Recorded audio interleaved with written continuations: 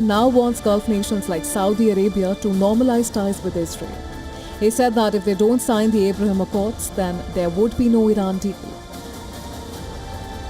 Trump has also turned his fire on Oman, America's own ally, in talks between US and Iran. And this after Tehran urged Muscat to jointly manage Hormuz shipping fees. International waters, nobody's going to control it. We're going to watch over it. We'll watch over it, but nobody's going to control it. That's part of the negotiation that we have. They would like to control it. Nobody's going to control it. It's international waters, and Oman will behave just like everybody else, so we'll have to blow them up. They understand that. They'll be fine.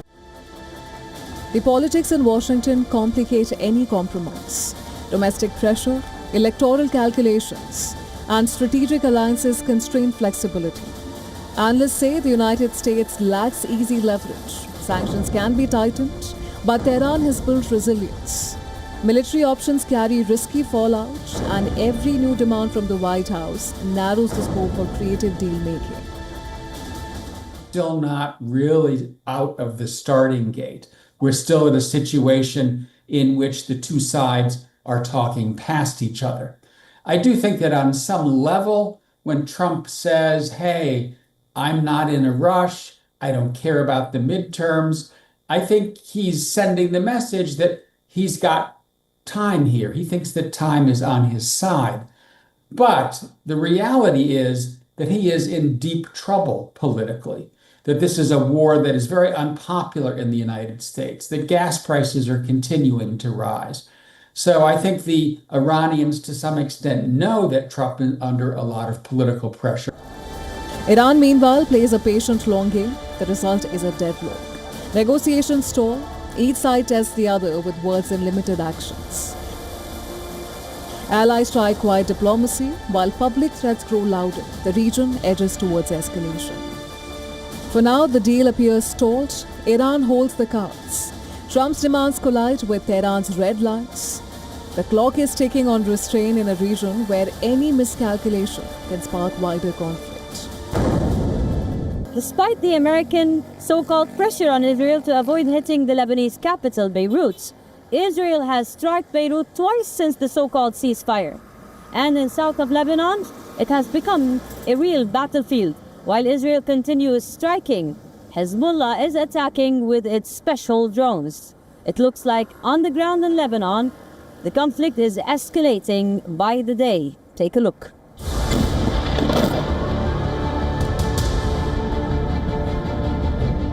Lebanon may be spinning into a far more dangerous phase as Israel expands its offensive across the southern part of the country. Lebanese health authorities say at least 19 people have been killed and 58 others wounded in the last round of Israeli attacks. An Israeli airstrike south of Beirut killed a woman and 2 children. The first strike on the Lebanese capital in 3 weeks. But this story is more than just about another round of airstrikes. It is about a war that Israel believed it had already won. Following the November 2024 ceasefire, Israeli leaders repeatedly declared that Hezbollah had been crippled. They pointed to the assassination of senior commanders, the destruction of weapons stockpiles, and months of unchallenged strikes inside Lebanon as proof of what they called a historic victory. Yesterday evening, we eliminated the commander of Hezbollah's Radwan force in the heart of Beirut. This is the same senior terrorist who led the plan to conquer the north. He thought he could continue to direct attacks against our forces and our communities from his secret terrorist headquarters in Beirut. He likely read in the press that he had immunity in Beirut. Well, he read it, and it is no longer the case.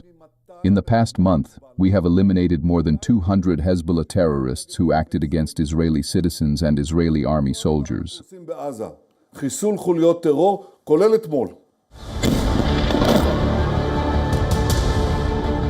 For more than a year, that narrative held. Hezbollah kept relatively quiet despite continuous Israeli attacks. And across the region, many began to believe the group had been deterred, maybe even broken. But according to this emerging picture, the silence may have been misread. While Israel celebrated victory, Hezbollah was reportedly rebuilding, rearming, reorganizing and preparing for a different kind of war. Then came the turning point. After temporary US-Iran understandings redrew the regional calculus, Israel appeared to believe a massive escalation in Beirut would force Hezbollah into submission. Instead, it triggered a new phase of the conflict. Hezbollah responded with a strategy built around asymmetric warfare, particularly FPV drones, low cost, hard to detect, and capable of striking Israeli positions with precision.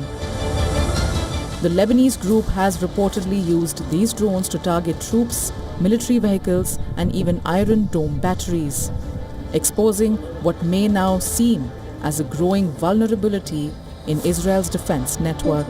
And the impact is now being felt inside Israel itself. Israel now appears trapped between two difficult options: withdraw from southern Lebanon and risk looking weak, or expand the war further, risking an even broader regional instability. Israel believed superior firepower would force Hezbollah into collapse. Instead, it may have created a longer, more unpredictable conflict, one that is now testing the limits of its military. The children of the West Bank in Palestine are growing in the shadow of gunfire, according to a recent report by the UNICEF. Every week, one Palestinian child is killed with gunfire. They're mostly teenagers. Now parents are saying throwing stones is being met with guns. We take a look. The numbers are stark. Israel expanded its military operations in the northern West Bank in January 2025, and since then, at least 70 Palestinian minors have been killed.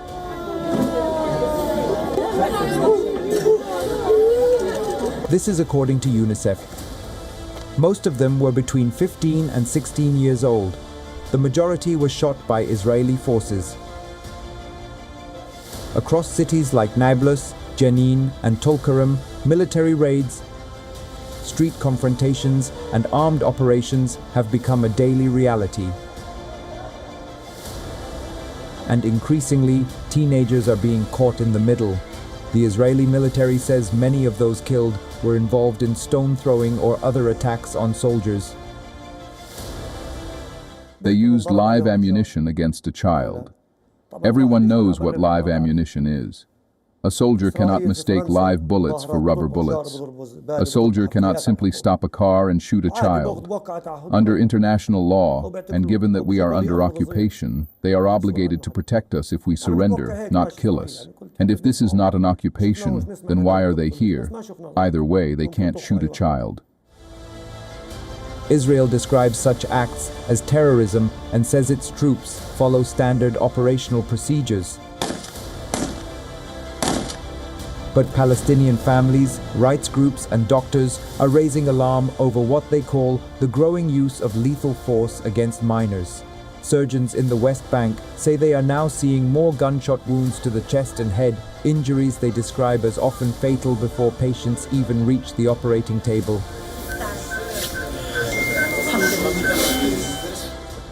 Over the last period specifically, the nature of the cases has changed. We did not used to receive cases like these. Previously, injuries were lighter, usually in the legs, hands, or rubber bullet injuries. Now we receive fatal injuries. All of them are in the chest or the head. For many communities, the crisis is leaving behind a generation defined by funerals instead of classrooms. Schools empty out after clashes, streets turn into battle zones, and parents live with the constant fear that a child leaving home may never return. The violence has also deepened international concern. UNICEF has warned that children in the West Bank are facing deadly levels of exposure to conflict, while human rights organizations have called for investigations into the killings of minors.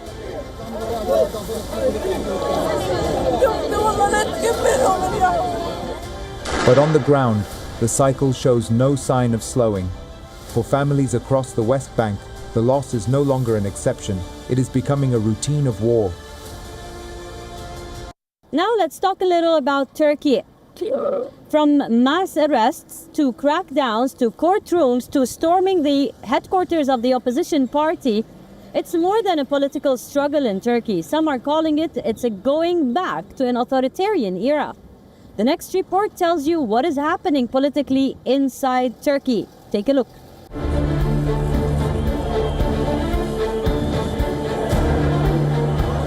Dramatic scenes outside the headquarters of Turkey's main opposition party. Riot police firing tear gas, supporters building barricades, and opposition leaders calling it a political coup. If necessary, we will bring life to a standstill. If necessary, we will use our power that comes from consumption, but we will not surrender. I am not responsible for anything that happens here later, anything that happens later. The responsibility lies with these coup plotters.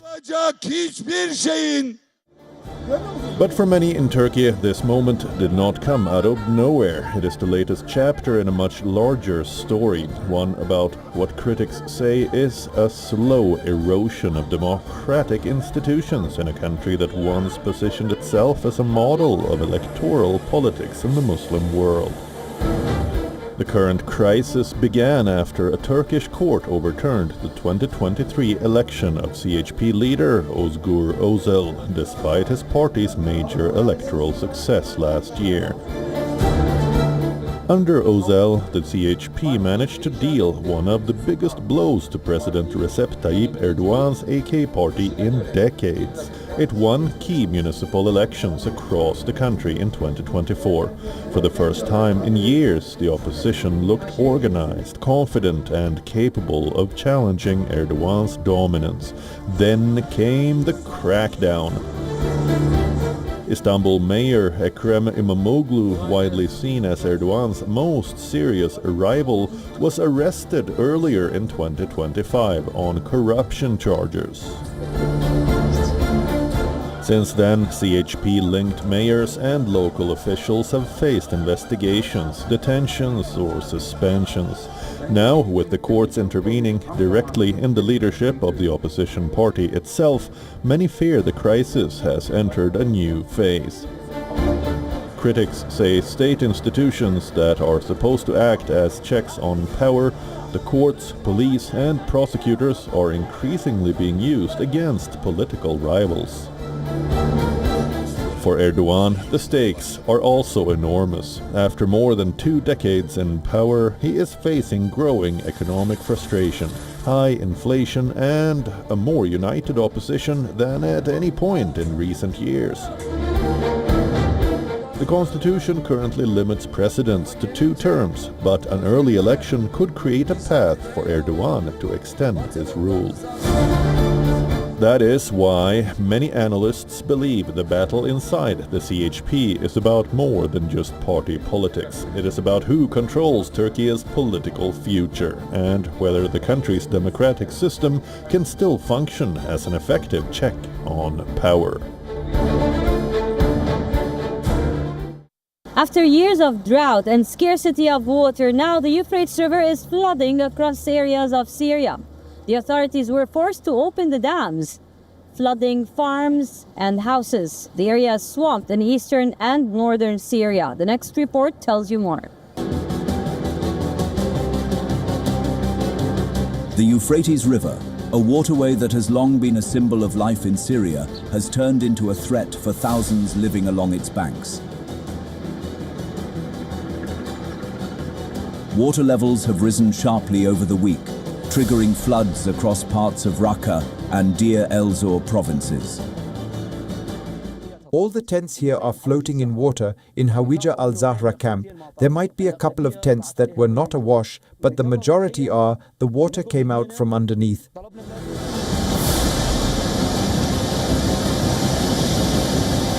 The surge followed heavy rainfall this year, which forced authorities to open gates at the Euphrates Dam to reduce pressure on the structure. Syrian state media says nearly 1,800 cubic meters of water are now flowing through the river, every second, with water levels expected to rise even further. The floods have damaged agricultural fields, submerged homes, and hit local businesses hard. In Raqqa, restaurants and shops along the riverfront were partially underwater. Well, the flood caused these damages. Our losses are huge. The electricity, the fridges, refrigerators, the chairs, more than 200-300 chairs are swept away by the river because in summer we usually put chairs and tables outside. Furniture, equipment, and livelihoods were swept away as floodwaters moved through the area. For displaced families living in tents near the river, the flooding has been devastating. Many woke up to find their belongings carried away by the rising water. Syria's civil defense has warned people to stay away from the river, avoid small bridges and boats, and move their cattle and families to higher ground.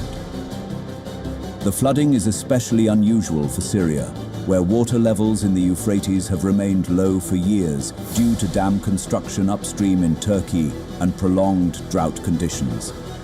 Now, after years of scarcity, the region is confronting the opposite extreme. And for communities already exhausted by war, displacement, and economic collapse, the rising Euphrates has become yet another crisis they must survive. The shadows of death and destruction in Gaza and Lebanon did affect the Hajj season this year. The whole conflict in the region did affect it as well, despite it being the most holy and special pilgrimage for Islam. You take a look in this report at how's Hajj in Mecca, Saudi Arabia this year. Let's see.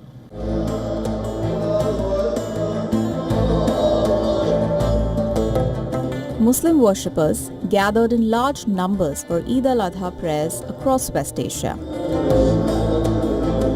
From the Lebanese capital Beirut and the southern city of Sidon to Gaza City and the holy sites of Saudi Arabia. Eid al-Adha, one of Islam's most sacred festivals, commemorates the willingness of Prophet Ibrahim to sacrifice his son in obedience to God's command. In Beirut, residents marked the festival with mixed emotions, as the ongoing conflict in Lebanon continues to cast a shadow over celebrations. One worshipper said that while people want to celebrate Eid, they could not ignore the suffering of those caught in the conflict.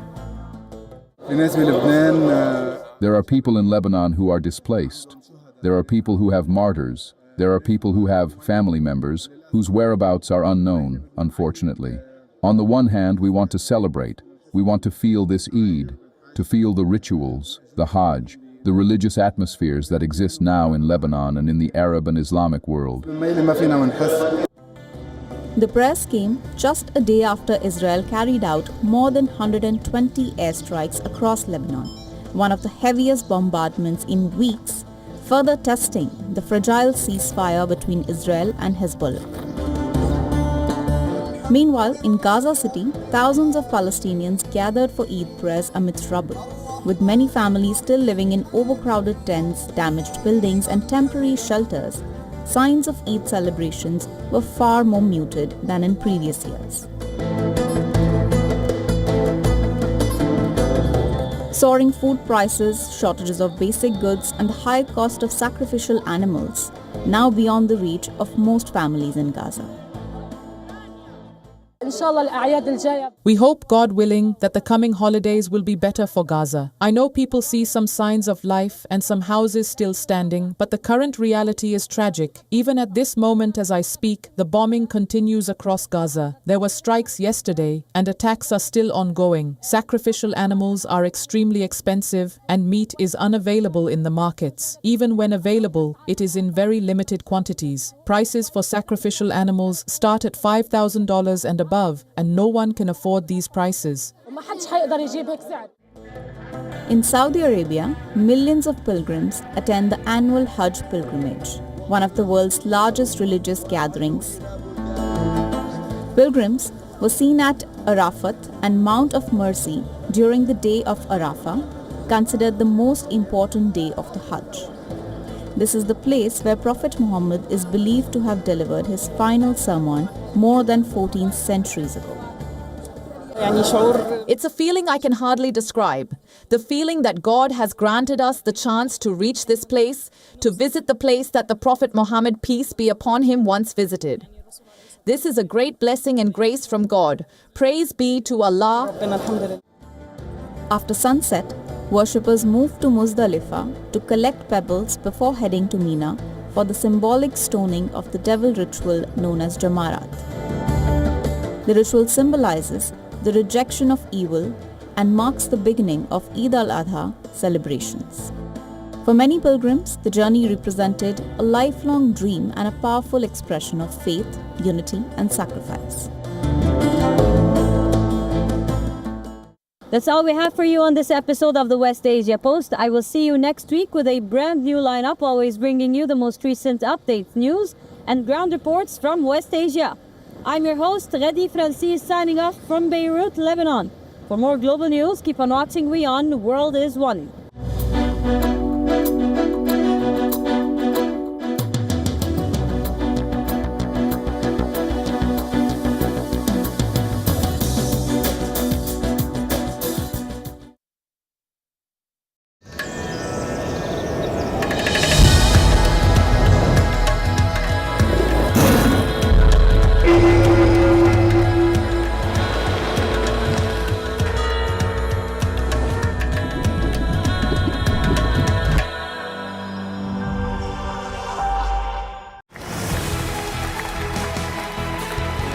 It's the perfect way to give the opportunity to Gujaratis, to Ahmedabadians, to come and experience Sri Lanka with the direct connectivity.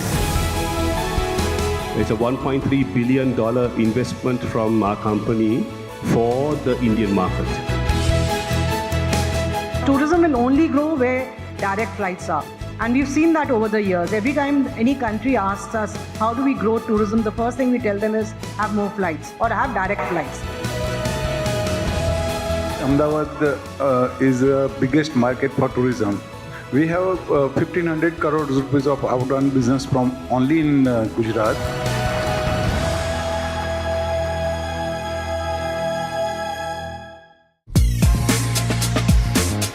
South Korea is embracing AI in filmmaking. But what does it mean for its stories? Malayalam cinema is riding high on sequels. But what about its stars? Fjord scores a big win at Cannes, but will it dominate the Oscars? All this and much more with me, Diksha Bisla, on WION at these times. The security checklist your phone needs. Drones moving at blistering speeds.